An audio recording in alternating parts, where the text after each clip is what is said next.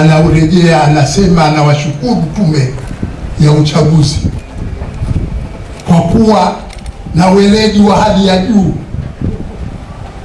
Watu wakajitokeza kwa wingi, wakapiga kura haraka haraka.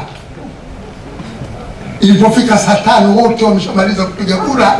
Hata yale machafuko yalipoanza tayari kura zimeshapigwa.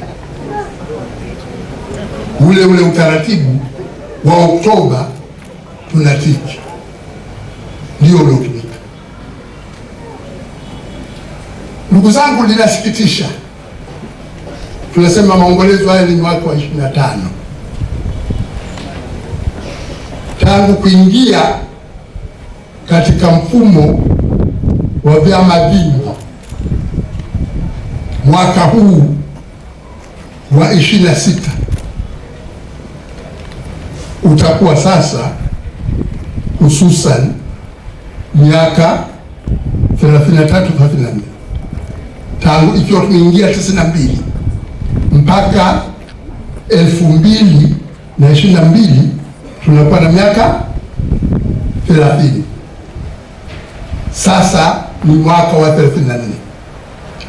Tulipokuwa tunapigania uhuru, chama cha TANU kimeanzishwa tarehe 7 Julai 1954. Ilipofika mwaka 1961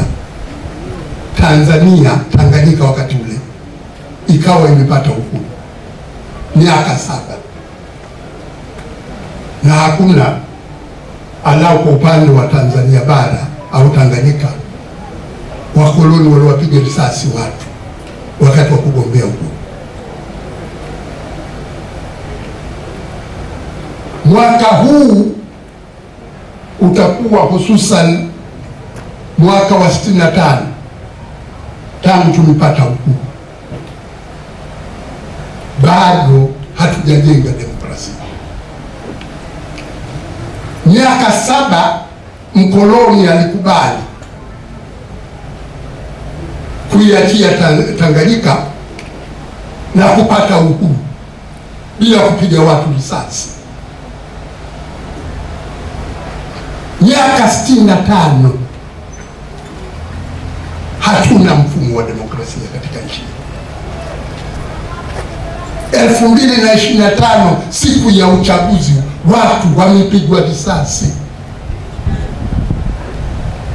na mkuu wa nchi anasema nguvu iliyotumika ndio iliyopaswa kutumika, kwamba ilikuwa nguvu halali ya kutumika ukizingatia matatizo yaliyokuwepo. Watu wanakimbia, wanapigwa risasi, watu wamepigwa risasi majumbani.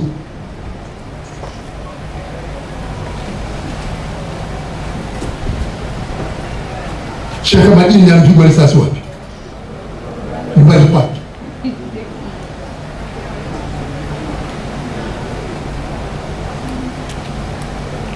Miaka 65 baada ya uhuru. Na halafu huna haya, unasema kwamba ndiyo nimepata kura 98% kwa sababu vile vyama vikubwa havikushiriki, kwa hiyo wanachama wake walienda kunipigia kura mimi. Kwamba Tundu Lissu yuko gerezani, hakushiriki uchaguzi, nasema kwamba wanachama wa Chadema kwa kuwa hawakuwa na mgombea mwingine wakaenda kunipigia kura mimi, ndiyo maana nimepata